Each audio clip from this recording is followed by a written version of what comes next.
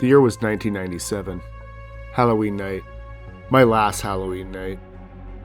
After badgering my mom over and over for the last few weeks, she finally relented and told me I was allowed to take my little sister Harley out trick-or-treating by myself. Mom, come on. Please, I'm 11 now. I'm old enough to walk around the neighborhood with Harley. It's Halloween, and none of my friends go trick-or-treating with their parents. Please, Mom? Mommy, please! Fine, Dexter, you can take her, but I swear to all things unholy, if you let anything happen to your sister, it'll be your butt. And if you're home even 1 minute past 9 p.m., you can kiss your Sega goodbye for a month. I'm serious. Harley and I raced over and wrapped our arms around Mom, almost knocking her over. Yes! Thank you! This is gonna be awesome! Okay, get off me, you little monsters. You two need to finish getting ready. It's starting to get dark. The two of us ran from the kitchen, Harley almost tripping over her princess dress. She only ever had 2 Halloween costumes. She was either a Beautiful princess. or a, Beautiful witch. but never the same 2 years in a row. Except that year. She saw how scary my costume was and decided to break out her black witch dress and hat. As for me, I always got creative with my costumes, and there was always fake blood involved. That year, I had the perfect zombie costume, complete with fake skin made with wet toilet paper, bloody bite marks all over my face, neck, and hands, torn blue jeans and a hoodie, both that I had only just slightly grown out of, so Mom agreed I could take a pair of scissors to. Standing in front of the mirror, I practiced my zombie walk, groan, and voice. Brains. No, that sucked. Brains! No, it needs to be scarier than that. Brains! Yeah, that's the one! Harley came crashing into the bathroom with her broomstick, nearly smacking me in the face, knocking over my tube of fake blood, squirting some on the floor as it landed. Hey, watch it, you little twerp! I said, already annoyed, wiping up the blood, feeling the silky texture between my fingers. You're gonna make a mess, and Mom will make me clean it up. She completely ignored me scolding her and asked, Are you ready, Dex? Let's go get some free candy! Yeah, I'm ready. I'll meet you downstairs. Harley danced off singing the little children's song from Hocus Pocus. Come, little children, I rolled my eyes and laughed. Oh, to be 6 again. On our way out the door, I scooped up a handful of candy for each of our bags when Mom's back was turned. You always gotta get a head start on the candy stash, huh? I whispered to Harley. She giggled and swiped an extra Snickers, stuffing into the front pocket of her dress, then ran out the door. Hey, wait up! I called, chasing after my kid sister. Before I made it off the front porch, Mom poked her head out and yelled, Dexter Anton, you make sure your sister is safe, and remember, even 1 minute after 9. Yeah, no Sega for a month, got it. That's right. Have fun, you two. I love you both. Oh my god, Mom. I love you, Mommy. Trick-or-treating went as normal as any year prior. We had a pretty decent haul and our bags were getting pretty heavy. It was 8:32, so we started to make our way home. Harley, let's go down this one last street and we'll end up right behind our house. The street was really dark and a lot of people had turned their porch lights off already. I don't know, Dex. Looks like trick-or-treating is over. Plus, it looks very spooky. Don't be a scaredy cat. Let's hit a few more houses on the way home. I knew how to get my way with my little sister. She hated when I called her that, or chicken, or anything about her being scared. She agreed and we made our way down the darkness of the street. All the houses seemed different, like we're in a completely different neighborhood. Even with it being Halloween, the street felt very eerie. The few houses left with the lights still on seemed to know we were coming and turned them off the second we started up the driveway. Feeling defeated, I decided to call it when suddenly we heard a cackle and felt a hand grab each of our shoulders. I jumped and Harley shrieked. We both spun around to face our attacker, then breathed a sigh of relief to see it was just a woman in an incredibly real witch costume. Oh god, lady, you scared us. I tried to laugh it off, and Harley wrapped her arms around mine and squeezed my hand. Apologies, my darlings. She said in a voice registering like a creaky door. Have you been to the house at the end of the street? They're giving out full candy bars and lots of them as All Hallows Eve is coming to an end. Wow, really? Which one is it? I said excitedly. Why, it's just there with the enormous jack-o'-lantern. Hurry, children, hurry! We turned around, and as if by magic, a large old house appeared right behind us. A huge pumpkin carved to look like a zombie eating brains. Where did that house come from? I asked the creepy witch lady as I turned to look at her. Harley gasped, as we both noticed the lady disappeared. Dex, I'm scared. Where did she go? I'm not sure. What a creepy lady, eh? Let's just go home, okay? No way! You heard what she said. Full chocolate bars. It's just one more house and then we'll go, okay? I don't know about this, Dex. It'll be fine, I promise. Come on, don't be a chicken. I teased, walking towards the zombie pumpkin. Ugh, I hate when you call me that. Wait for me. There have been a ton of times I wish I had listened to my little sister in my life, but this time, I really wish I did.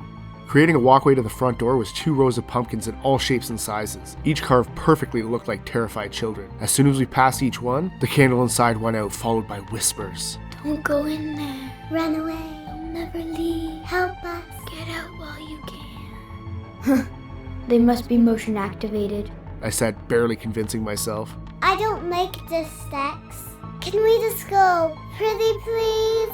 We will in a minute. Let's get our candy and we'll head home right after, okay? Ugh, fine. Hurry up, I'm scared. As we approached the front door, it slowly started opening with a creak. Inside, the house was dark. A little too dark. Trick or treat! We said in unison. Nothing but silence came from the darkness. Hello? Trick or treat? We were about to turn around when a sickly voice came from the black void, bellowing into the cool night air. Trick! Then the floor dropped out from below us and we were falling for what felt like forever. I reached out and grabbed my little sister's hand. We landed with a hard thud, spilling our treat bags all over the damp floor. Harley was crying, so I pulled her in for a hug. It'll be okay. I'll get us out of here. I stood up in the pitch black and felt around to get my bearings, as a single candle illuminated the end of the hall, lighting up an old wooden door covered in brownish red stains. Using the little light we had, I helped Har get to her feet. Together we scooped up our candy stash before heading toward the creepy door. Suddenly, the door opened on its own and started slamming closed repeatedly until the candle went out. Once more, we were left in darkness and deafening silence. Dex, what's happening? I want to go home. I have no idea, sis. I want to go home too. Once again, the candle lit up by itself. This time, the door was open but still. We cautiously made our way toward it, picking up the candle along the way. By the time we made it to the opening, we heard a low groan. Harley held me so tight I could barely breathe. Hello? I managed to croak out. You shouldn't be here. You need to make your way out. Came a disembodied voice from all around us. And how do we do that? I said with a bit more confidence in my voice. You must find the key buried somewhere in the crypt, but beware. Do not wake the dead or you will join them in their restless slumber. Follow the footsteps of the lost children. They will take you where you need to go. Who are you? I asked too. Apparently no one, because again we were met with silence. Okay, cool. Thanks for your help, I guess. By that time I was almost sure that it was an elaborate prank or a really well done haunted house. I assured Marley that we had nothing to worry about, we were completely safe. Although I wasn't sure if I was trying to convince her or myself. But I had to be strong and confident for my little sister. Again, using the limited light, we followed the bare, bloody footprints down a long, dark hallway. It wasn't just one set of footprints. There were multiple, and more appeared as we walked, almost as if they were walking with us. Ah! Harley screamed as her dress got snagged on something and fell forward, knocking me to the ground with her. The candle fell with us, but stayed lit this time. I chalked it up to one of those trick candles you can buy at a magic shop. Hey, watch it. I grumbled, pulling myself to my feet. My head was covered in what I thought was fake blood, but the texture was off. I took a sniff and it didn't smell like the blood bought from the dollar store. It had a coppery scent to it. Something grabbed me. Harley said, almost sobbing. You probably just got your dress caught on a nail or something.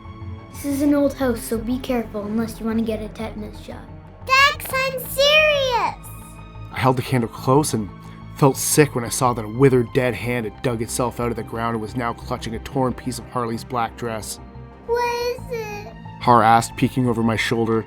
She screamed when she saw what I was looking at. Relax, it's just a prop. I was about to kick the hand poking out of the ground when the disembodied voice called out again. Do not wake the dead.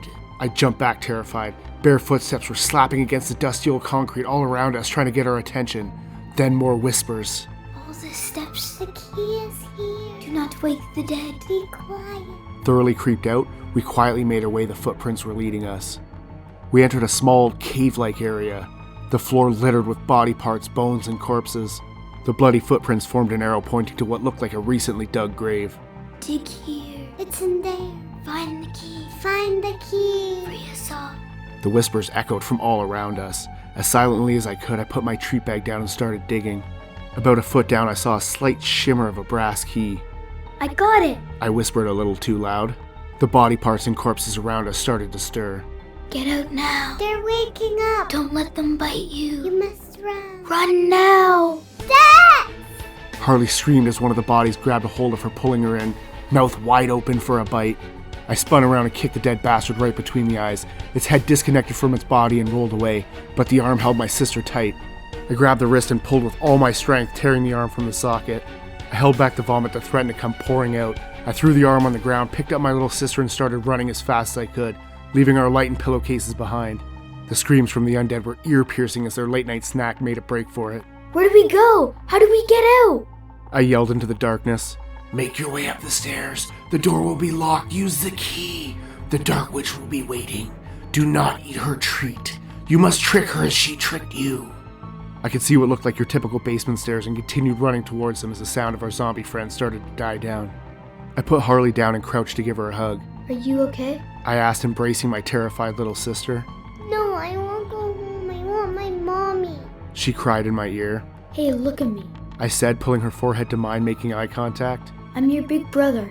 Do you think I would let anything happen to you? A tear ran down her face and she shook her head. All we have to do is get past the witch and we're free. I'll get us out of here, okay? Okay. We're going up these stairs. Stay behind me and don't let go of my hand for any reason. You got it? Got it. Nice and slowly, we crept up the stairs. I could see a faint light peering through the keyhole. I gripped the key tightly in my palm. Very slowly, taking one step at a time, mentally preparing myself to face whatever was on the other side. How am I supposed to trick a witch? Like a real witch. I thought. At the second last step, I put the key in the door and winced at how loud it sounded in the dead silence. I twisted the key with little resistance until I heard the lock click. I gave the door a slight push and it creaked open, revealing a dimly lit room containing a giant cauldron in the center of the floor, with 2 pumpkins dangling from chains directly over the boiling pot. Along the farthest wall were cages, filled with what looked like zombie children. I thought, looking at the detail I'd put into my costume. The looks on their faces were pure terror, and I had seen them all before. Then my mind put it all together in an instant. The pumpkins outside. They're the souls of the kids locked in these cages. The witch has been luring kids in just like us. I have to free them. I knelt to get to Harley's level and whispered, I have a plan, but I need you to be brave and trust me. Can you do that? Can you be brave? She nodded. If you are, I promise I'll never call you scaredy cat or chicken ever again. She smiled with a devilish look in her eye and said, Deal! We went over the plan and took our positions. I went over the cages, walking and moaning as zombie-like as I could. The other zombie kids barely noticed me as I slipped into the empty cage on the left. Harley closed the basement door and locked it, waiting for her cue to open it again. Just as I watched the door close and click shut, I heard a familiar cackle, a loud bang, then the door to the room burst open. There she is. I thought, 10 seconds, heart. and I counted down in my head as the dark witch floated over to her boiling stew. 3, 2, 1. The door slowly swung open. My little sister stood looking terrified. The scaly green witch turned to face Harley with a grin. Welcome, my darling. You've had your trick and found the key, and now you get your treat. She said, producing a small square chocolate bar. And where is thy brother? Harley whimpered and softly said, He's gone. then started to cry. Now, child. Do not cry. Have your treat. And make sure to eat it all. She handed my sister a sweet before turning around to stir her boiling pot. My eyes met hers and she gave me a, "What do I do?" look. Then I remembered the Snickers she stashed in her pocket. I mouthed the words, "dress," and pointed at my chest where her pocket was. A light bulb went off in her head and she swapped out the chocolate, quickly disposing of the wrapper just as the witch turned back to inspect the treat. Eat up, child. It's the only way to save your brother. Harley put the whole thing in her mouth and started to chew. I let the cage door swing open and started moaning. The witch spun around and yelled, Get back in your cage, little rats. and started towards me. Now! I called. Harley ran over and crouched behind the witch as I pushed the evil kid-stealing woman as hard as I could. She went flying back, landing butt first into a boiling cauldron, screaming like a banshee. Har, the chocolate! She pulled a nasty treat from her pocket and tossed it into the pot. The witch soup started boiling harder and louder. The kids in the cages were screaming now, cheering for the evil magic to end. The essence of the witch came exploding into the air, circling the pumpkins, carving the face of the witch with every swirl. A loud, blinding explosion erupted, and in a flash, it was silent. When my vision came back to me, the bright sun was in my eyes. I squinted and looked around in a panic for my sister. Dex! She called, running towards me. Who are all these kids? I looked around again and saw that there were dozens of kids, all just as confused as I was. I'm not too sure, sis, but I think I have an idea. Before we knew it, police had rushed to the scene of the explosion, followed by a handful of parents, some of whose kids had been missing for years but hadn't aged a day since their disappearance. Some of the other kids claimed to have been born as early as 1686. As for her and I, we'd only been missing for one night. The police took statements from every kid there, not believing a single word from anyone. But they didn't know what to make of it. There was no house, no trapdoor, nothing to explain what happened to us all. Just a perfectly carved pumpkin with a gruesome-looking witch face crying out in horror. After that night, Halloween was just another night for our family. We stay in and watch movies, and we always make sure to keep the porch light off on October 31st.